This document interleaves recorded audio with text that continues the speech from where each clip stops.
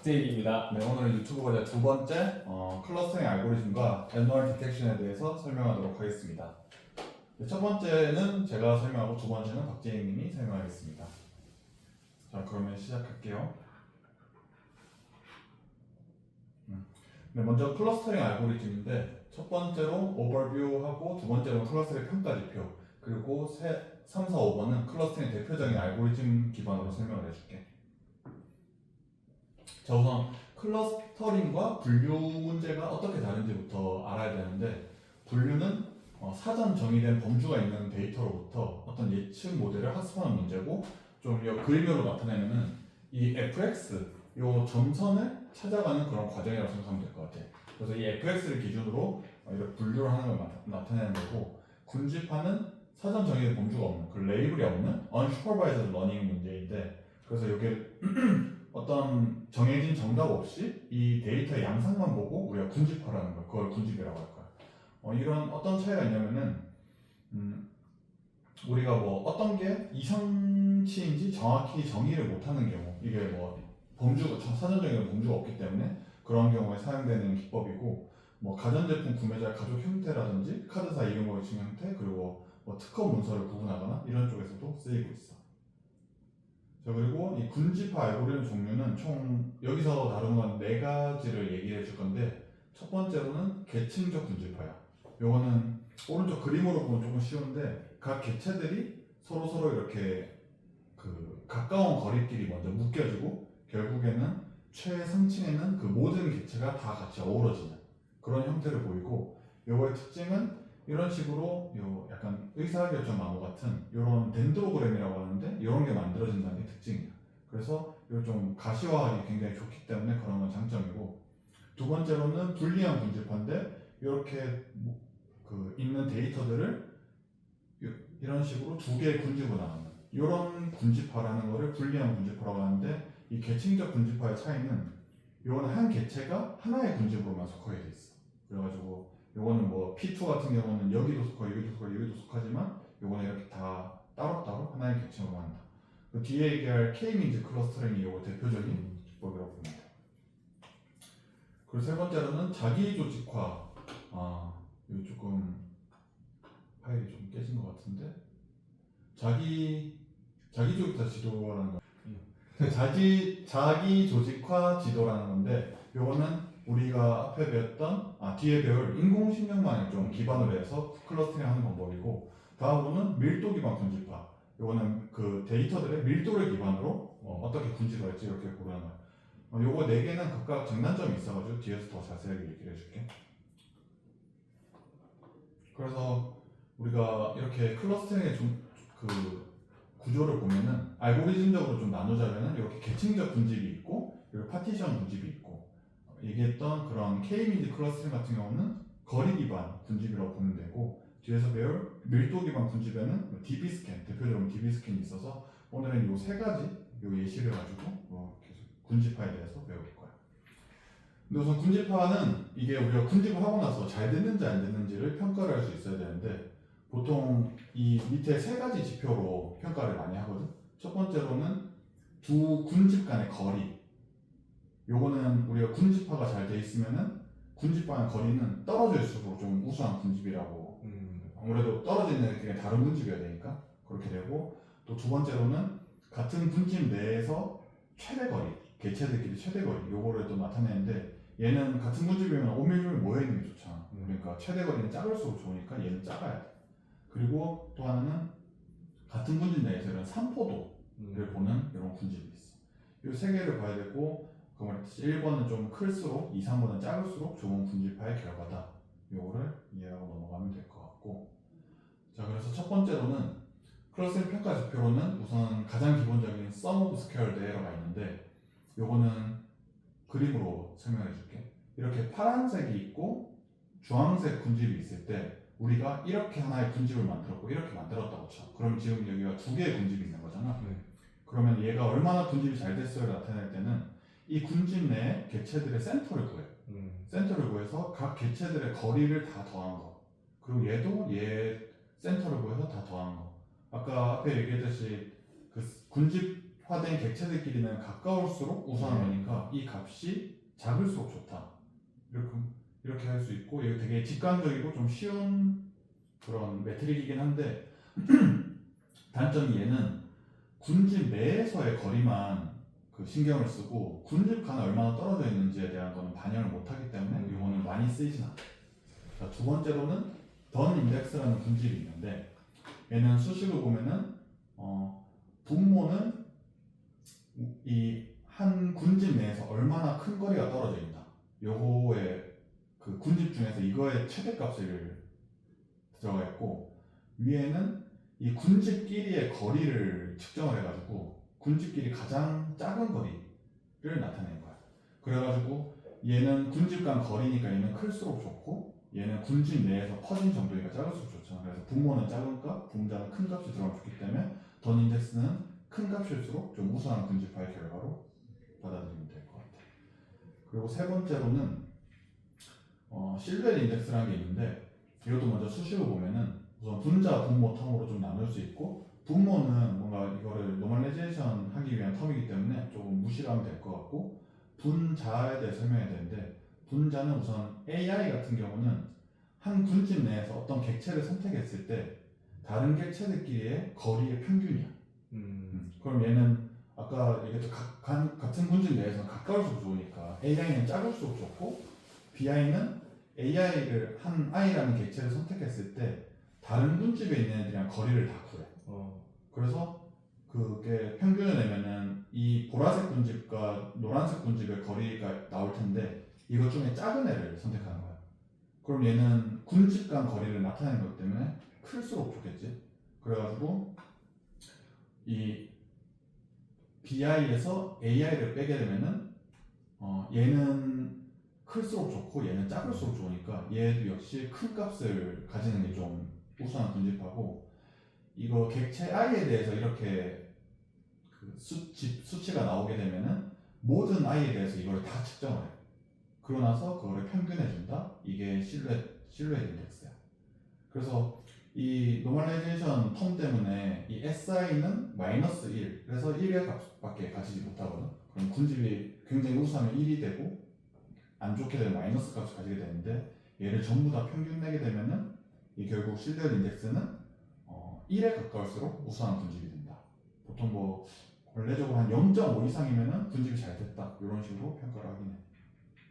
이렇게 세 가지 지표가 있고, 그러면 아까 우리가 계속해서 군집과의 거리를 구한다고 했는데, 이 거리를 구하는 방식에도 크게 여기 세 가지가 있거든, 대표적으로. 요거는 조금 뭐 익숙할 거니까 뒤에 좀 설명해주면, 첫 번째는 유클리디안 거리. 요 좌표에서 그 거리끼리의 차를 제곱해주고 루트를 씌워준 거. 요거는 굉장히 그 3차원 도면에서 우리가 일반적으로 많이 봐왔던 그런 거리고, 두 번째로는 맨하탄 거리인데, 맨하탄 거리는 이 거리를 축의 수직인 방향으로 다 더해주는 그런 거리여가지고, 유클리디안과 비교하면 이렇게 대각선인 방향으로 거리를 하는 게 아니고 이렇게 축의 수직인 방향의 거리를 측정하게 된다. 이런 차이가 있고, 또 세 번째로는 조금 특이한 거리 측도인데, 마하라노비스 거리라고 해가지고 우리가 그 A와 B의 거리를 구하는데, 이게 어떤 공분산이 있을 수가 있는 경우가 있잖아. 우리 현실 문제 대부분은 다 완전히 독립된 경우가 없고 공분산이 있거든. 그때 거리를 측정하는 방법인데, 그림을 보면은 이 변수 두 개가 약간 우상향되는 성향적인 그런 경향이 있지. 근데 요 A와 B의 점을 봤을 때 이 중심으로부터의 거리를 측정해 보면, 유클리디안 거리는 당연히 이 화살표 길이니까 A가 훨씬 크단 말이야. A는 4.3, B는 1.6으로 나오는데, 이게 실제로 A가 B보다 더 이상한 값인가? 이렇게 좀 의문이 있는 거야. 왜냐면 얘네들 선형적인 그게 있으니까 얘가 더 일반적인 범주에 있는 애가 아닌가, 그런 걸 고려한 거리라고 볼 수 있는데, 그래서 마하라노비스 거리로 하면은 이런 선형적인 관계가 있기 때문에 이 관계에서 멀어진 놈보다는 이거를 역방향으로 멀어진 게 더 멀리 있고 이상한 놈이다, 이렇게 인지하는 게 마하라노비스 거리야. 그래서 마하라노비스 거리로 봤을 때 A보다 B 값이 더 큰 걸 알 수 있지. 그래서 이 세 가지 거리를 그 텍스크나 우리의 목표에 따라서 적절히 잘 수행하면 될 것 같아. 그래서 다음으로 우리가 이제 앞에 거리를 어떻게 하고 그 거리를 기반으로 어떤 매트릭을 가지고 이 군지파를 평가할지에 대해서 좀 얘기를 해봤고, 다음으로는 그 군지파의 알고리즘에 대해서 얘기해 줄게. 먼저 우리가 오늘 그 이런 계층적 군지파와 그리고 K-이미지 군지파 그리고 밀도 기반이 DB 스캔 이렇게 세 가지를 할 건데, 그 첫 번째로 계층적 군지파야. 계층적 군지파는 그 가장 큰 대표가 이런 덴드로그램이 형성이 된다. 이렇게 보면 될 것 같고, 그 뒤에 예시를 통해서 더 자세히 설명해 줄게. 자, 우리가 A, B, C, D라는 데이터가 있고, 이거에 대해서 군지파를 그 계층적 군지파로 수행을 한다고 치면은 우선 A, B, C, D의 거리를 다 구해. 그래서 이런 그 유사도 매트릭스라고도 하고 디스턴스 매트릭스라고 하는데, 요거는 이렇게 시메트릭한 이런 매트릭스가 나오게 되고, 비어 있는 거는 당연히 0000이고 대칭적으로 들어갈 거야. 그래서 이 거리는 아까 앞에서 말한 거리 측도 있잖아. 그거 중에 세 개 중에 아무거나 사용해도 돼.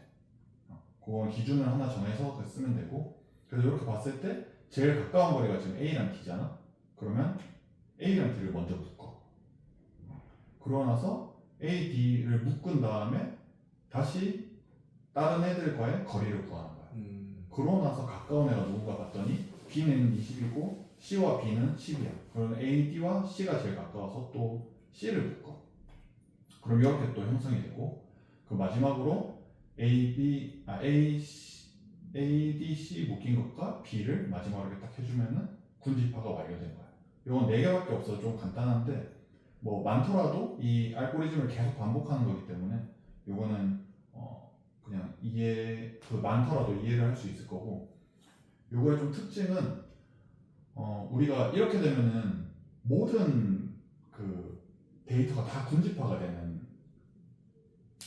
그런 게 있는데, 우리가 뭐 군집을 한 2개만 하고 싶어 이럴 수도 있잖아. 그럴 때는 여기 중간에서 이렇게 잘라주면은 그 군집이 2개만 우리가 할 수 있고, 여기 자르면 3개, 여기 하면 4개, 뭐 이런 식으로 우리의 입맛대로 좀 조절할 수 있다. 이런 장점이 있어. 근데 아까 얘기했듯이 우리가 처음에 거리는 이렇게 말한 거리 측도로 하면 되는데, 두 번째부터는 이제 A, D와 다른 애들의 거리를 구하잖아. 이거는 개체들 간의 거리가 아니고 군집과 개체 혹은 군집과 군집의 거리거든. 그럴 때는 또 측정하는 방법이 몇 가지가 있는데, 첫 번째로는 두 군집이 있을 때 그냥 가장 가까이 붙어 있는 애를 측정하는 민 디스턴스가 있고, 두 번째로는 가장 멀리 있는 애를 기준으로 하는 디스턴스가 있고, 세 번째로는 이 각각의 거리를, 개체들끼리 거리를 다 더한 다음에 요거를 에버리지, 평균을 내는 거야. 이런 게 있고, 또 네 번째로는 이 개체들끼리의 중심을 먼저 구한 다음에 그 중심끼리의 거리를 구하는 거야. 요거는 뭐 이것도 우리가 그냥 입맛대로 쓰면 되는데, 그 우리가 하려는 목적에 따라서 좀 중요도가 달라지니까 그거를 선별해서 사용하면 될 것 같아. 그리고 또 와드라는 거리가 있는데, 얘는 그 앞에 4개보다 조금 더 어떤 군집의 모양을 잘 유추할 수 있는 그런 거리거든. 그래서 이렇게 두 가지 케이스가 있다 보면은 이 군집에 이루어진, 각각의 군집이 이루어진 정도는 똑같은데 이 군집끼리 붙어 있거나 떨어질 수 있잖아. 요거를 나타낼 수 있는 건데, 이거는 어떻게 계산하냐면은 우선 첫 번째로는 이 두 군집이 하나의 군집이라고 생각을 하고 이 중심점을 구해. 그리고 나서 각각의 개체들에서 이 중심점과의 거리를 다 더하는 거야. 그게 요 앞에 나오는 첫 번째 값이고, 그 두 번째로는 이제 그 각각의 군집이라고 여기고, 그 군집의 중심을 구해서 다 더한 다음에 A, B 각각 더해줘서 이걸 합하면 이렇게 더해지거든. 그래서 이거 2개를 빼줘. 그 값을 와드 디스턴스라고 하고, 그래서 이거 같은 경우는 요 센터를 잡으면은 좀 다 멀잖아. 그래서 앞에 값이 좀 크게 나오기 때문에 와드 거리가 좀 더 크게 나올 거고, 얘는 중간도 얘 다 가깝기 때문에 와드 거리가 상대적으로 좀 작게 나온다. 그래가지고 이 군집 사이의 거리가 우리 직관적으로 보면 알 수 있듯이 이것보다는 이게 더 가깝다, 이렇게 이해하면 될 것 같아. 수직으로 보는 것보다 그림으로 이해하는 게 훨씬 좋을 거야. 자, 그리고 여기까지 계층적 군집화는 끝났고, 그 다음에 K-민즈 클러스터링인데, 그 K-민즈 클러스터링은 특징은 각 군집은 하나의 중심을 가지고, 그리고 어떤 데이터들은 그 중심에 가까운 애가 그 군집이 되는 거야. 그래서 계속 그 어떤 중심에 따라서 군집화를 형성하게 되는데, 요거의 좀 특징은 사전에 우리가 군집을 몇 개로 지정해야 될지, 군집의 수 K가 우리가 정해줘야 되는 하이퍼 파라미터야. 이게 장점이 될 수, 하이퍼 파라미터 K를 정해줘야 되는 게 장점이 될 수 있고 단점이 될 수 있는데, 그것도 도메인에 따라서 다르기 때문에 적절하게 활용하면 될 것 같아. 자, 그러면은 K-민즈도 이것도 그림으로 좀 설명해 줄게. 이런 노란색의 데이터들이, 그 2차원 데이터들이 이렇게 XY 평면에 있다 치면은 두 개의 중심을 임의로 생성해. 요 빨간색이 요건 데이터가 아니고 그냥 아무 값이나 던져가지고 두 개 만든 거야. 그럼 임의로 생성된 이 값에 각 거리를 구해가지고 개체들과 이 두 개 중에 가까운 애끼리 군집을 시켜. 그러면은 여기서는 이렇게 아마 군집이 형성이 될 거고, 여기서는 이렇게 형성이 될 거야. 그러면은 요거는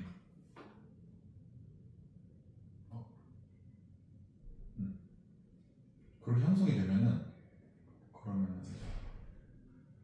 얘 색깔을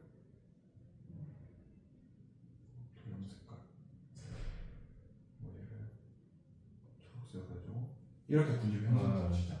그러면은 이 군집화된 애들의 중심을 다시 구해. 그러면 얘가 아까 중심이 여기였는데 얘가 한 이 정도로 가겠지. 그리고 얘는 하면 한 이 정도로 오겠지. 그러고 나서 얘는 다 빨간색으로 중심이니까. 그리고 나서 거리를 다시 측정해가지고 다시 이 분류를 다시 하거든. 그럼 얘 중심점이 이동됐으니까 뭐 얘 같은 경우는 이제 얘보다는 얘가 더 가까워졌을 수 있잖아. 그럼 얘가 이렇게 변하는 거야. 다시 한번 했을 때. 그렇게 하고 나서 다시 얘 중심점들을 위치를 이동시키거든. 그럼 얘가 이제 여기서 멀어졌으니까 얘는 우측에 있던 애가 사라졌으니 살짝 이동이 될 거고, 얘도 이쪽으로 살짝 이동이 될 거야. 그치? 그러고 나서 한 번 더 거리를 다 측정한 다음에 다시 군집화를 시켜. 근데 이번에는 뭐 군집이 그냥 똑같이 됐다고 치자. 그러면은 아까 구한 센터 값과 지금 구한 센터 값이 똑같겠지. 그러면 이제 군집화가 끝났다고 판단하는 거야. 이게 K-민즈 클러스터링의 알고리즘이고, 이걸 계속 반복해서 진행을 하면 돼. 자, 근데 이게 그 첫 번째로 약간 단점이라고 해야 되는 게, 처음에 임의의 두 중심점을 생성한다 그랬잖아. 우리가 K를 2로 봤을 때 그게 문제가 될 수 있는 게, 이런 데이터가 있다고 했을 때 이게 중심점이 잘 설정된 경우는 우리가 직관적으로 얘랑 나누면 좋겠다는 생각을 하잖아. 그러면 중심점이 잘 설정되면은 그렇게 실제로 클러스터링이 되는데, 이게 임의의 중심점이 처음에 이상하게 설정이 되면은 우리의 사전 예상과 조금 다르게 이렇게 설정이 되는 경우도 있어. 그래가지고 이거를 좀 예방하기 위해서는 뭐 몇 가지 방법이 있는데, 뭐 가장 대표적으로 그냥 여러 번 해보는 거야. 임의의 중심점을 여러 번 해가지고 가장 많이 똑같이 형성된 군집을 따라간다. 뭐 요게 가장 대표적이기도 하고, 그리고 나머지는 뭐 분포에 따라서 임의의 점을 애초에 설정해주는 그런 방법도 있고. 그런데 K-민즈 클러스터링의 저 K의 임의의 것보다도 또 문제가, 이렇게 어떤 레이블이 사전에 이렇게 군집이 3개로 형성돼 있다고 쳤을 때, 이거를 K-민즈 클러스터링으로 K를 3으로 하면은 이 크기가 다른 군집은 잘 얘가 매칭을 하지 못해. 그래서 어쨌든 거리로 하게 되니까 이런 약간 이상한 군집화를 하게 되고, 또 다른 밀도의 군집도 얘는 잘 수행하지 못해. 그래가지고 뭐 어떤 특별한 경우에는 이런 K-민즈의 결과가 좀 안 좋을 수 있다, 이렇게 생각하면 되고, 또 이런 로컬 패턴이 존재하는 이런 경우에도 단순히 중심점에서 거리만을 측정하기 때문에 굉장히 단순하고 직관적인 알고리즘이지만 이런 좀 단점이 있다, 이렇게 이해를 하면 될 것 같아요. 그래서 다음은 마지막으로 밀도 기반의 군집화인데, 데이터들의 거리가 아니고 밀도를 고려해서 군집을 형성하는 거야. 그래서 아까 앞에 말했던 K-민즈는 거리를 기반으로 하기 때문에 조금 단점이 있었더라면, 그리고 밀도 기반하기 때문에 그런 단점이 조금 개선이 된다. 그런 거고 그 밀도 기반의 군집화의 대표적인 알고리즘이 DB스캔이라는 건데 그거는 뒤에 자세히 설명해 줄게. DB스캔은 우선 하이퍼 파라미터가 두 개 설정이 필요해. 그 인접한 거리를 몇으로 할 건지에 대한 엡실론 값과 그리고 그 엡실론 원 안에 데이터가 몇 개 있을 때 얘를 코어 포인트로 설정할지 이 두 가지 하이퍼 파라미터가 필요하고 그걸 설정해두고 나면은 이제 알고리즘 설명하기 위해서 좀 노테이션을 설명하자면 코어 포인트라는 게 있는데 코어 포인트는 자기 자신을 입실론 반경으로 봤을 때 그 입실론 반경 안에 다른 개체가 민 포인트보다 많으면 그걸 코어 포인트라고 하고 보더 포인트는 코어 포인트는 있지만 주변에 자기만큼 그 민 포인트만큼 없을 때 그걸 보더 포인트라고 해요. 그리고 노이즈는 자기 혼자 이렇게 동떨어져 있고 뭐 코어 포인트도 없고 보더 포인트도 없을 때 노이즈라고 한다. 이 개념을 가지고 하면 될 것 같아요. 이것도 수행 예시로 내가 설명해 줄게. 우리가 입실론을 1로 두고 민 포인트를 3으로 하이퍼 파라미터를 설정했다고 치고 요런 2차원 평면에 데이터셋이 있다고 칠게. 그러면은 먼저 요 각 데이터 개체들 사이의 거리를 다 구해. 그 거리를 다 구해가지고 이 개체들의 반경 안에 내 반경 안에 포인트가 몇 개 있는지 그것까지 다 구한단 말이야. 그렇게 되면은 그렇게 되면 얘는 지금 우리가 그 맨하탄 거리로 봤을 때 우리가 입실론 1로 했으니까 얘 거리의 인접 데이터는 1, 1, 요 3개잖아. 그럼 얘는 코어 포인트가 되는 거야. 그리고 얘 같은 경우도 자기 자신과 하나, 두 개 더 있으니까 코어 포인트가 되고 얘도 하나, 둘, 셋, 3개 있으니까 코어 포인트가 되고 요 애니메이션이 있으면 좋은데 그리고 계속해서 이걸 하고 있습니다. 얘 같은 경우는 얘도 입실론 1로 했을 때 이 원을 그리게 되면은 이 안에 3개가 있잖아. 네. 그럼 얘도 코어 포인트가 되고 얘도 코어 포인트가 되는데 얘 같은 경우는 입실론 1 안에 2개밖에 없지. 네. 그럼 얘 같은 경우는 보더 포인트, 얘 보더 포인트. 얘 같은 경우는 주변에 아무것도 없으니까 노이즈 포인트가 되는 거야. 그래가지고 이 코어 포인트끼리 연결하고 하나의 군집화를 하고 이 또 다른 코어 포인트끼리 군집화를 하고 이렇게 하는 게 DB 스캔의 알고리즘이거든. 그리고 얘는 노이즈 처리를 해. 그래서 앞에랑 조금 다른 게 얘는 노이즈를 구별해낼 수 있다. 약간 이런 장점이 있고 앞에 방법들은 다 노이즈도 다 우리가 군집해버리는 방법론인데 얘는 노이즈는 따로 구별할 수 있다. 이런 장점이 있고 또 다른 장점으로는 아까 K-밍즈는 하지 못했던 이런 로컬 특성이 있는 이런 군집도 잘 수행해낼 수 있다. 이런 장점이 있어. 그래서 클러스터링은 여기까지 진행하고 다음 차로는 앱노멀 디텐션 그 이상치 탐지 내용을 진행할게. 자, 이상치 데이터라는 게 뭔지를 먼저 얘기를 해야 되는데 이상치 데이터는 뭔가 데이터에 좀 이상한 데이터인데 이게 정상적인 패턴에서 벗어났는데 시스템의 이상이나 장비 고장의 징후가 나타내. 그래가지고 얘가 우리가 찾아내야 되는 목표가 되는 그런 데이터를 이상치 데이터라고 보면 되고 이 이상치 데이터의 특징으로는 일반적으로 대부분이 정상 데이터고 또 소수의 이상치 데이터가 구성이 되기 때문에 심한 경우에는 이게 아예 이상치 데이터가 없는 경우도 있어. 그런 경우가 좀 특징이다. 이런 거는 제조 공정 불량이나 뭐 신용카드의 정상이 아닌 사기 거래 그리고 어떤 사이트의 불법적인 접속 뭐 이런 걸 탐지할 때 사용이 되고 그리고 여기서 아웃라이어와의 차이점을 좀 우리가 한번 짚고 넘어가야 되는데 둘 다 우리나라 말로 좀 이상치라고 번역이 됐는데 아웃라이어나 이런 업노멀 데이터나 노벨티 데이터랑 차이점은 아웃라이어는 우리가 분석하는데 방해가 되고 있는 노이즈 같은 거야. 그래서 얘는 좀 제거돼야 할 대상으로 취급이 되고 그에 반해서 업노멀 데이터는 의미 있는 정보, 뭐 고장 징후라든지 뭐 비정상 접속이라든지 이런 걸 담고 있고 또 중요한 관심이 대상이 되는 정보로 우리가 취급을 해야 되기 때문에 확실히 구별을 해야 된다. 뭐 예를 들어서 우리가 뭐 나이에 대한 어떤 분석을 할 때 뭐 나이가 뭐 300살이라거나 뭐 마이너스 1살이라 이런 거는 말이 안 되잖아.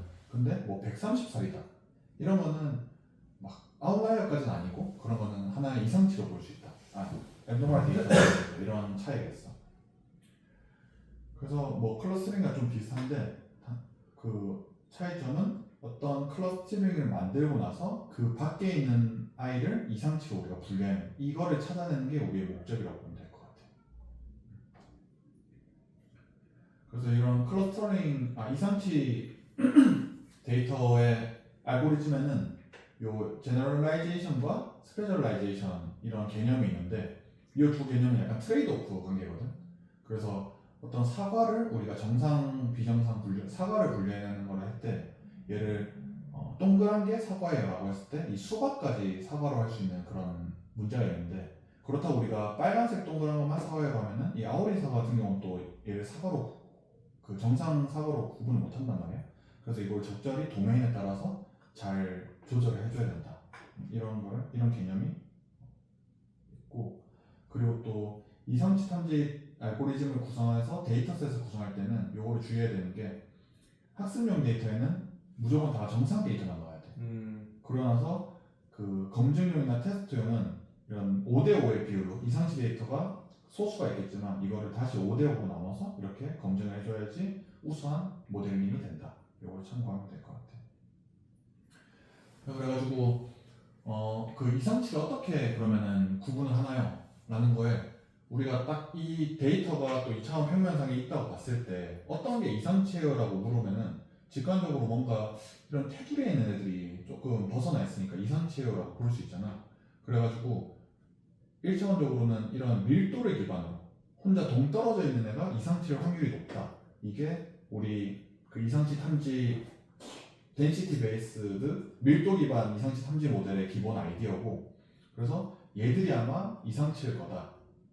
대부분의 관측대에서 중심에서 먼 애들이 그리고 또 좀 분포가 작은 애들이 이상치일 거다라는 게 이거의 기본 아이디어야. 그러면은 이 분포라는 건 어떻게 좀 알 수 있을까라고 했을 때 주어진 데이터들을 다 보고 나서 이 데이터들의 그 미유값과 시그마를 추정해내가지고 그걸 가지고 정규 분포화를 시켜.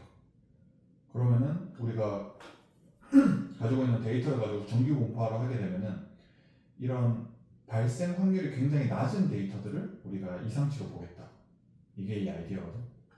그래가지고 어떤 컷오프를 우리가 설정하면은 이 정규 분포 확률에서 굉장히 극단치로 밀리는 애들을 이상치로 구별하자. 이게 우리의 핵심 아이디어예요. 그래서 모든 데이터가 하나의 가우시안 분포로 생성됨을 가정하고 주어진 데이터를 통해서 가우시안 분포의 그 평균과 공분산 확률을 추정을 해야 돼가지고 이런 하나의 그 데이터들의 가우시안 분포를 형성을 하고 이 가우시안 분포들의 특징으로는 이 여기서 2차원 데이터라고 가정을 할게. 2차원 데이터의 이런 공분산 행렬이 두 개가 굉장히 독립적이다고 했을 때 이런 가우시안 확률 밀도 분포는 이렇게 원형으로 이렇게 형성이 되고 얘가 다이아고널 공분산을 가지게 되면은 축의 수직인 방향으로 타원 형태로 이렇게 정규 분포가 형성이 돼.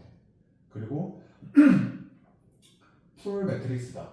이렇게 되면은 축의 수직이 아닌 다른 방향으로 이렇게 그 가우시안 분포가 형성이 되고 여기서 특징으로는 풀 코베리언스 같은 경우는 우리가 결국 이거의 확률 분포를 구하기 위해서는 이거의 역행렬을 구해야 되는데 이게 싱귤러 문제로 빠질 수 있기 때문에 보통 우리 프랙티스한 그 모델링에서는 다이아고널 프랙티스를 많이 쓴다.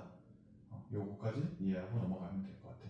다만 우리가 현실 세계에서는 이렇게 단일 가우시안 분포로 데이터가 존재하는 경우가 잘 없기 때문에 다음에 설명해줄 그런 멀티 텍스처까지 믹스처 오브 가우시안까지 이렇게 발전되는 개념으로 설명을 이어나가면 될 것 같아요. 알겠습니다. 그러면 제가 이제 이어서 믹스처 가우시안부터 설명을 드리도록 하겠습니다. 앞에 이제 어노멀리 디텍션에 있는 이제 개념 중에 그 가우시안 분포 또 어떻게 분포된 거에서 이제 어노멀리 디텍션을 하는지에 대해서 간단하게 정리를 하고 넘어가야 뒤에 설명이 편할 것 같아서요. 어노멀리 디텍션 개념은 기본적으로 이 이상치를 찾기 위해서 원래 있는 정상 데이터들의 분포를 결정을 해놔야지 이상치를 찾을 수가 있거든요. 그래서 이게 그냥 퍼져 있으면은 얘가 이상치인지 아닌지를 확인을 할 수가 없기 때문에 중요한 거는 정상 데이터가 어떤 분포를 이루는지를 확정을 시키고 그 안에서 이제 거기서 조금 새어나간 애들을 찾는 게 원리이기 때문에 앞에서 얘기했던 가우시안 데니시티 에스티메이션 같은 거는 이제 그거를 하나의 가우시안 분포, 하나의 정규 분포라고 이제 데이터들이 분포를 한다고 가정을 해놓고 하는 거거든요. 그래서 사실 되게 간단하고 강한 가정인데 실제 데이터들은 하나의 그 가우시안 분포만 따르진 않을 가능성이 높거든요. 그래서 이를 보완하고자 이제 여러 개의 가우시안 분포를 선형결합하는 방법을 사용한 게 믹스처 오브 가우시안입니다. 그래서 이렇게 이상치를 찾는 그림을 넣었고요. 그리고 그래서 이제 이 여러 개의 클러스터의 가우시안 분포들을 이렇게 합치는 과정을 설명하는 건데요. 일단 여러 정상 데이터들을 설명할 수 있는 가우시안 분포를 결정을 해야 됩니다. 그래서 가우시안 분포라는 거는 그 파라미터가 그 평균인 뮤와 그다음에 분산인 시그마가 있잖아요. 근데 이건 이제 여러 데이터이기 때문에 뮤와 공분산 행렬 시그마로 되어 있는 형태고요. 그래서 이거를 어떻게 찾냐가 가장 큰 관건이 됩니다. 그래서 분포를 확정을 지어야 되기 때문에 그래서 이 파라미터를 찾으려면 EM 알고리즘이라는 거를 쓰는데요. 이 파라미터 최적화에 많이 쓰이는 알고리즘이에요. 그래서 두 가지 스텝으로 나뉘는 알고리즘인데 익스펙테이션 스텝과 맥시마이제이션 스텝으로 나뉘는데 익스펙테이션 스텝은 이 평균이랑 공분산 행렬을 일단 고정을 시켜놓고 거기서 데이터가 나올 확률을 먼저 구하고요. 그다음 맥시마이제이션 스텝에서는 그 데이터 나올 그 라이클리후드가 최대로 하는 그 평균과 공분산 행렬을 그 다음에 찾은 다음에 다시 이걸 업데이트하고 두 개를 반복하는 과정을 거치게 됩니다. 그래서 저기서 이제 저렇게 조건부 확률처럼 나온 게 특정 U와 시그마에서의 이 데이터가 나올 확률에 쭉 합을 더했을 때 이제 그 상황에서 데이터가 나올 확률을 찾는다. 그래서 그 확률이 가장 높은 것의 분포를 결정하는 거죠. 쉽게 말해서. 그래서 이거는 분포를 모르는 상태로 분포를 찾는 과정이기 때문에 이렇게 라이클리후드를 좀 이용해야 된다는 거. 그 다음에 이제 아까 설명드렸던 거랑 거의 비슷한 내용인데요. 그 공분산 행렬에 따라서 이제 이 가우시안 분포가 이제 세 개의 형태를 가지게 됩니다. 그래서 이 모든 분산을 같다고 놓는 경우를 이제 요 두 번째 케이스인데 이런 건 세 번째 케이스인데 이런 건 이제 그냥 구 형태가 나와서 스페리칼이라고 하고요. 물론 정확도가 낮겠죠. 같은 분산이라 가정을 하기 때문에. 그 다음에 두 번째는 이제 다이아고널이라서 다이아고널 성분만 존재하고 공분산에 서로 이 다이아고널에 있는 분산들은 다른 상태인 걸 뜻하는데요. 요건 이제 데이터 분포를 그려보면 이렇게 수직인 타원 형태를 띠는 경우가 있습니다.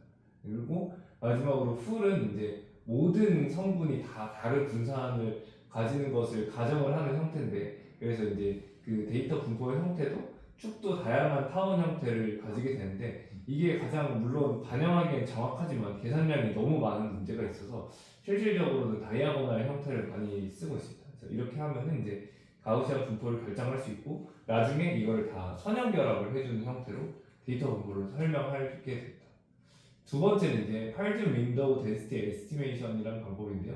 가우시안이랑 다르게 앞에는 이게 다 가우시안 분포를 데이터가 따른다고 가정을 했는데 이번에는 데이터가 특정 분포를 따른다는 가정을 없앤 상태입니다. 그래서 훨씬 더 제너럴라이제이션 면에서 좋겠죠. 그래서 이런 거를 넌 파라메트릭 이제 확률이라고 하는데 이제 가정되는 것이 없다는 의미이고요. 그래서 요거는 이제 그 데이터가 속할 확률과 그 다음에 그 영역을 정하는 형태로 이루어지는데요. 그래서 아까는 가우시안 분포를 했다면 이거는 이제 그 영역 특정 영역을 설정을 하고 그 안에 그 여러 개의 데이터 벡터가 그 속하냐 안 속하냐로 이렇게 이항 분포처럼 나타내는 상황이에요. 그래서 일단은 요거는 이제 가정을 위해서 이 영역 안에서 그 데이터들의 그 확률 분포가 거의가 변화가 없을 정도로 영역이 아주 작다고 가정을 하면은 이제 왼쪽 같은 식이 성립을 하게 되는데요. 이거는 이제 확률 식이고요. 그래서 최종적으로는 nv분의 k라는 식이 나오고요. n은 이제 전체 데이터의 수를 얘기하고 이제 v는 그 영역의 볼륨을 얘기합니다. 그리고 그래서 실제 데이터에서는 저희가 갖고 있는 데이터셋이 고정이기 때문에 n은 고정이고요. 그 안에서 적절한 v를 찾는 게 문제가 되는데 이 또 v도 그 제한이 다 있어서 그 영역 크기가 작으면서 또 어느 정도의 크기는 있어야지 데이터가 분포가 할 수 있거든요. 그래서 그 마지막에 커널을 찾는 거는 이 v를 고정시키고 k값 적절한 k값을 찾는 게 목적입니다. 그래서 마지막에 그 결론적으로는 저 확률 값을 찾는 게 목표가 됩니다. 그래서 이제 두 번째는 그 커널 그 형태 커널 형태의 데니시티 에스티메이션에서 조금 더 발전을 한 좀 더 구체적으로 된 형태인데요. 그 영역을 저렇게 하이퍼큐브 모양으로 지정을 하는 거예요. 그래서 그 데이터 x가 중심의 상태에 하이퍼큐브를 정의를 해서 저 데이터가 저 영역 내부에 들어오면 1이 되는 커널 함수를 정의하는 식으로 조금 더 구체화가 된 그 방법입니다. 그래서 이게 들어왔다 아니다로 이제 k가 1 아니면 0으로 이렇게 정의가 되고요. 그래서 마지막에는 그 k 커널 함수들을 다 더해서 이제 확률을 결정이 되는 그런 펑션이 됩니다. 근데 이제 이런 하이퍼큐브를 정의했을 때는 커널 펑션이 이제 불연속적이기 때문에 들어왔다 나왔다 뭐 이렇게만 딱 돼서 불연속적이고 그다음에 그냥 들어오면 1, 안 들어오면 0이기 때문에 가중치도 다 그냥 데이터별로 똑같거든요. 얘가 분포에 영향을 미치는 가중치들이. 그래서 이거를 좀 개선하기 위해서 커널 펑션 영역을 하이퍼큐브가 아니고 더 스무딩을 해서 그냥 적분만 해서 1이 되기만 하면 된다고 개선을 한 이제 그 방법이 스무딩 커널 펑션이라는 방법입니다. 그래서 이제 이 스무딩 커널 펑션에서는 파라미터 h가 있어서 이제 그 h 여기 그 식이 아니거든요. h가 이제 크면은 더 스무스해지고 작으면 이렇게 스파이키해지는 저런 형태를 보여서요. 여기서 분포 형태가 저렇게 달라진다고 보시면 돼요. 그래서 이거는 똑같이 그 EM 알고리즘을 통해서 그 최적화된 h 값을 찾는 게 그 분포를 알아내는데 가장 최적화된 방법인데 똑같이 데이터가 주어진 상태에서 어떤 분포인지를 찾는 방법론이라고 보시면 돼요. 요거는 조금 다른 방법론인데요. 로컬 아웃라이어 팩터라고 해서 그냥 주변 밀도가 낮으면 이상치로 간주하는 방법이에요. 아까는 분포를 확정시킨 상태로 그거 분포에서 벗어나면 이상치라고 했는데 얘는 어떻게 보면 클러스터링에 좀 더 가까운데 주변의 밀도가 낮으면 이상치로 간주하는 방법입니다. 근데 문제는 무조건 주변 밀도가 낮다 해서 이상치로 간주하는 게 아니고 어떤 데이터 분포는 그 밀도가 높은 상태 안에 있을 수 있고 어떤 애들은 그냥 평균적으로 조금 스파르스할 수도 있거든요. 그래서 그거보다는 주변 밀도에 비해서 더 밀도가 높은 그러니까 아예 멀리 떨어져 있는 애들을 찾을 수 있는 그런 방법이에요. 그래서 평균적으로 주변 밀도보다 훨씬 낮아야 되는 그런 걸 이상치로 삼지하는 방법론입니다. 그래서 이제 이 방법론의 최종 그 스코어에 나오는 식들 중에 그 소스들을 조금 더 제가 그 설명을 드리려고 하는데요. NKP라는 거는 이게 그 K-미니스 클러스터링이랑 되게 비슷한 개념이라고 생각하시면 돼요. 그래서 NKP는 오브젝트 P라는 오브젝트에서 K 거리에 있는 데이터 포인트의 개수라고 보시면 돼요. 그래서 가까이에 있는 게 몇 개가 있냐.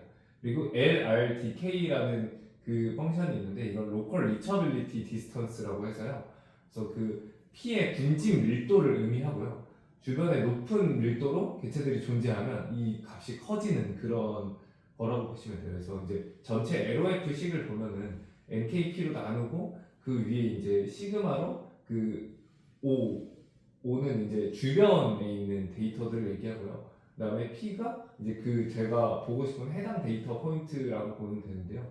그래서 이제 이거를 이제 단순하게 어떻게 뭐가 커지면 뭐가 전체 값이 작아지고 이렇게 보는 게 제일 단순하거든요. 그래서 그렇게 살펴보면은 이제 포인트 밀도가 낮고 주변 포인트의 밀도가 높을수록 그러니까는 저 LRDK가 낮고 그다음에 LRDK5가 높을수록 LOF 값이 커져서 LOF 값이 커질수록 이상치라는 얘기거든요. 그래서 요거가 이제 분석이 되면은 이제 둘 다 밀도가 높은 경우에도 이 값은 커지지가 않고요. 요거 분의 요거여서. 그다음에 둘 다 스팔스한 경우에도 결국 나눠져서 밀도가 커지지가 않는데 얘는 밀도가 낮은데 주변은 밀도가 높다. 이런 경우에는 LOF 값이 커지는 형태가 돼요. 케이스 2번이 예로 그쵸. 케이스 2번이 제일 LOF가 커지는 상황이죠. 그래서 그렇게 되면 이제 저 P는 이상치라고 판단을 하는 거죠. 이런 논리로 하는 겁니다. 그다음에 이제 이어서 어너멀리 디텍션의 다른 방법론들을 쭉 설명을 드릴 텐데요. 앞에는 이제 그 밀도 기반의 그런 그 이상치를 탐지하는 방법이었고, 이제 두 번째 파트 2에서는 여러 가지 다른 방법론들을 사용할 수가 있습니다. 그래서 이상치 탐지는 사실 그 분류 모델로 탐지하기가 되게 힘들어요. 이상치 데이터 자체가 처음에 적기 때문에. 그래서 이런 여러 가지 방법을 쓰게 됩니다. 요건 이제 두 번째는 그 거리 기반의 방법인데요. 그 K 니어리스트 네이버라는 그 분류 방법론이 있는데 그거에서 아이디어를 따온 방법입니다. 그래서 이렇게 K 니어리스트 네이버는 이렇게 가까운 그 얼마나 가까운지 몇 개가 가까운지에 따라서 그 들어올 다른 포인트가 어느 클래스에 속할지를 결정해 주는 방법인데, 그래서 세 개 중에 가장 많은 클래스가 어딘지로 투표를 해서 글로 그냥 할당을 하는 그런 방법론이에요. 그래서 K를 뭘로 정하냐에 따라서 그게 되게 클래스가 달라지는 그런 방법론인데, 얘도 이제 사전 분포를 고려하지 않고 그 현 데이터의 클러스터를 통해서 이상치를 탐지하는 방법론이고요. 그래서 먼저 이렇게 그 네이버 그 클러스터가 형성이 돼야 되기 때문에 그 클러스터의 센트로이드와의 거리를 통해서 이상치를 탐지하는 방법이라고 생각하시면 돼요. 그래서 이상치가 그 센트로이드의 절대 거리를 구하는 방법이랑, 그다음에 각 클러스터의 그 반경을 고려하는 방법으로 나눠서 얘가 그 센트로이드와의 거리가 멀면 이상치로 판단한다고 하거나, 또는 그 반경이 얘를 중심으로 했을 때 너무 반경이 넓어지면 그걸 이상치로 판단하는 방법, 이렇게 두 가지 방법론이 있다고 보시면 돼요. 그다음에 두 번째는 PC 기반의 어프로치인데요. PC는 앞에서 설명했지만 그 다차원의 데이터 분산을 최대한 유지한 채로 얘를 그 하나 또는 여러 개 축으로 이렇게 사형을 시키는 방법인데요. 그래서 제일 분산을 많이 유지하는 방법으로 이 데이터들을 쭉 그냥 내려버리는, 전사시키는 방법인데, 그래서 이게 차원을 축소시키면서 그다음에 그 정보를 최대한 포함하는 게 관건인데, 사용한 벡터를 이제 리컨스트럭션을 하는 과정에서 얘를 사용을 시킨 다음에 다시 원래 데이터로 복원을 시키는 거예요. 이 과정에서 이상치일 경우에는 그게 그 설명이 분산에 속하지 않기 때문에 정보가 원래랑 다를 가능성이 높아요. 얘가 이상한 데 들어가 있다가 사용됐다 다시 나가면은 원래 다른 애들은 잘 돌아가는데 얘는 그 설명되는 분산에 잘 속하지 않는 애이기 때문에 그런 식으로 이상치를 찾아내는 거죠. 그래서 이제 그거는 이제 저 식은 뭐냐면 그 원래 데이터와 그다음에 사용하고 리컨스트럭션한 데이터와의 차이를 보는 그런 식이라고 보시면 돼요. 그래서 이 차이가 커지면은 이상치라고 판단하는 그런 방법입니다. 그다음에 두 번째는 서포트 벡터 머신을 이용하는 방법론인데요. 서포트 벡터 머신은 이제 그 서포트 벡터를 구해서 그 사이 밖에 있는 그 데이터들을 정상이라고 표현을 해서 이제 일반적으로는 분류 모델로 들어가는 방법인데요.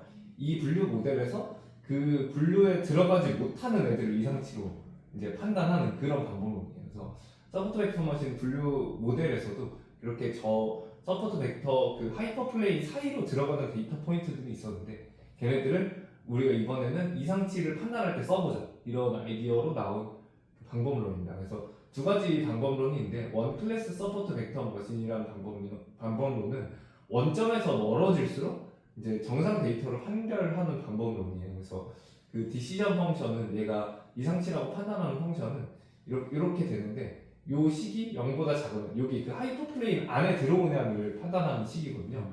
그래서 이 식이 0보다 작으면 그냥 이상치라고 판단하는, 요거는 서포트 벡터 머신에서도 쓰는 디시전 펑션입니다.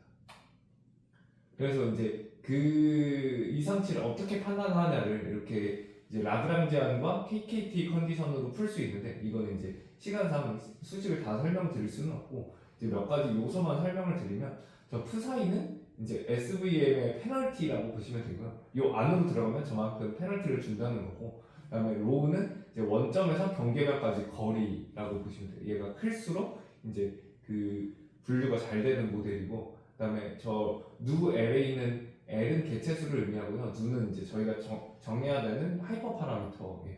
그래서 이제 나중에는 저 파이 함수를 통해서 이 x들을 높은 차원으로 매핑을 시킨 다음에 커널 함수로 만들어서 계산을 시킬 건데요.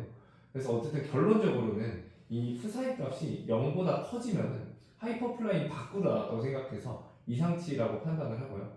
그다음에 뭐 푸사이가 0일 때는 그냥 그 하이퍼플레인 위에 있는 상황이고 데이터가.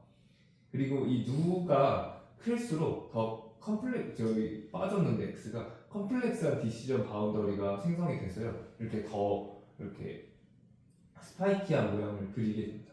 그래서 요거를 하는 간단하게 설명을 드렸고, 두 번째는 서포트 벡터 데이터 디스크립션이라고 해서 아까는 이제 원점부터 그 하이퍼플레인 상으로 얼마나 멀리 떨어져 있냐고 정상치를 판단을 했는데, 얘는 하이퍼 스페어 구를 만드는 방법이에요. 그래서 정상치를 감싸는 구를 만드는 거죠. 그래서 얘도 이제 그 이상치를 판단하기 위해서 비슷하게 라그랑지안과 KKT 컨디션을 풀어주는 방식으로 보시면 돼요. 그래서 얘도 똑같은 그런 파라미터들이 있고, 그래서 원클래스 서포트 벡터 머신이랑 비슷하게 방정식과 조건을 풀어주면 이제 푸사이 값으로 이제 이상치 판별을 할 수 있게 되고요. 구 밖으로 나가는 걸 이상치라고 판별을 합니다. 왜냐면 구가 그 정상 데이터를 감싸는 구라고 저희 가정을 했으니까. 그래서 이제 밑에 보시면은 이렇게 푸사이가 0보다 커지면은 이상치라고 되고, 푸사이가 0이 아까랑 똑같이 하이퍼스페어 위에, 하이퍼플레인 위에 있다고 생각을 하시면 됩니다. 그래서 이 데이터들을 유닛 놈 벡터로 노멀라이즈를 다 시키면은 이 원 클래스 SVM이랑 SVDD랑 같은 결과가 나온다고 하더라고요. 그래서 결국에는 비슷한 원리의 방법론이라고 보시면 돼요. 그다음에 세 번째는 오토인코더를 기반으로 한 어노멀리 디텍션인데요. 오토인코더는 사실 수업 뒤에 오토인코더에 대해서 설명을 많이 하는 부분이 있어서 자세한 설명은 그 강의에서 다시 드리려고 하고요. 이번에는 그냥 그 이상치 탐지 목적으로 얘가 어떻게 쓰일지 그걸 위해서 간단하게만 설명을 드릴게요. 오토인코더라는 건 자신을 인풋으로 넣었을 때 자신이 다시 아웃풋으로 나오게 하는 뉴럴 네트워크인데요. 그러면 사실 의미가 없다고 생각할 수가 있는데, 얘가 이제 축소가 됐다가 이렇게 다시 펼쳐지는 과정을 통해서 손실된 데이터로 이상치 탐지도 할 수 있고, 그다음에 저렇게 저 축소된 그 벡터가 안에 있어요. 그래서 그걸 통해서 그걸 다른 모델의 인풋으로 활용을 할 수도 있어요. 차원이 축소가 돼 있기 때문에. 그래서 이 오토인코더의 중요한 점은 그 은닉층들 사이에 그 인풋 아웃풋 노드보다 작은 은닉층이 반드시 한 개 이상은 존재를 해야 돼요. 그렇지 않으면은 다 자기보다 크거나 자기랑 똑같은 개수의 은닉층 노드면 처음에 넣었을 때 자기를 넣어서 자기가 나오게 하려면 그냥 1로 해버리면 되거든요. 가중치 없이. 그런 거는 의미가 없는 모델이기 때문에 학습이 전혀 안 되는. 그래서 무조건 안에 그 노드가 더 작은 은닉층이 하나 있어야 되고요. 그래서 복원한 뇌가 실제 나와 차이가 최소가 되도록 학습하는 로스 펑션은 그런 식으로 정해진 그런 모델입니다. 그래서 만약에 내가 나를 넣었는데 이제 나를 넣고 내가 다시 나오게 이 모델을 학습을 시켰는데 이상치 데이터는 그 학습 조건에 잘 맞지 않기 때문에 얘를 넣고 아웃풋을 보면 자기가 아닌 사람이 나오게 돼요. 그래서 그거를 이상치로 판단할 수 있는 그런 원리라고 보시면 돼요. PCA랑 조금 비슷한. 그쵸, PCA랑 비슷하죠. 조금 차이가 있는데 이제 PCA랑 비슷한 점은 레이턴트 벡터를 PCA처럼 쓸 수 있다는 그런 면이 있습니다. 마지막으로 이제 어노멀리 디텍션에 쓰는 방법으로 아이솔레이션 포레스트라는 방법인데요. 이름처럼 디시전 트리를 기반으로 쓰는 그런 모델이에요. 그래서 이 아이디어는 이상치는 소수 범주이기 때문에 얘는 개체수가 무조건 적을 거라는 데서 나온 아이디어고, 그리고 소수 범주의 데이터는 정상 데이터와 특정 속성의 어떤 피처가 많이 다를 거라고 생각하는 데서 나온 그런 아이디어의 모델입니다. 그래서 디시전 트리를 기반으로 이 이상치를 고립시키는 그 스플릿을 찾는 게 목표고요. 그래서 이상치는 이상하기 때문에 스플릿이 빨리 될 거다. 얘가 다른 애처럼 밑으로 막 깊게 그 내려가지 않고 가지가 빨리 쳐질 거다라는 아이디어로 이상치를 찾는 방법이에요. 그래서 이제 아이솔레이션 포레스트는 이런 그 형태를 띠는데요. 얘는 이제 그 스플릿을 디스틸러 트리에서 찾을 수 있는데 몇 번을 스플릿 했는지에 따라서 스코어를 매길 수 있다는 큰 장점이 있거든요. 그래서 얘가 얼마나 이상치냐를 판단할 수 있는 거예요. 그래서 저게 저 스코어 함수인데요. 저 hx라는 게 루트 노드부터 그 리프까지 도달한 엣지 수로 저희가 이런 걸 패스 랭스라고 하거든요. 그 경로의 길이라고 해서 그래서 이 경로 길이 패스 랭스가 짧을수록 이상치 스코어가 1에 가까워지게 설계가 돼 있어요. 식이. 그래서 그 스코어가 1에 가까워질수록 이상치를 의미합니다. 그리고 0에 가까워질수록 정상 데이터고요. 그래서 아까 그 얘기했던 로컬 아웃라이어 그 팩터 방법이랑은 다르게 데이터셋이 달라져도 다른 데이터셋에서 누가 더 이상치냐, 그러니까 그 인스턴스 데이터셋 두 개의 다른 데이터셋이 있고 여기서 이상치가 있는데 이 중에 뭐가 더 이상치냐를 판단할 수 있게 해줘 얘는. 근데 로컬 그 LOF는 그게 불가능하거든요. 그 안에서의 거리만 보기 때문에 그게 절대적인 거는 좀 차이가 있지만 이게 상대적으로 뭐가 더 이상치냐는 거는 그 판단할 수가 없는데 얘는 그런 장점이 있어서 많이 쓰이는 방법입니다. 여기까지 어노멀리 딕테이션 그 설명 마치도록 하겠습니다. 감사합니다. 감사합니다.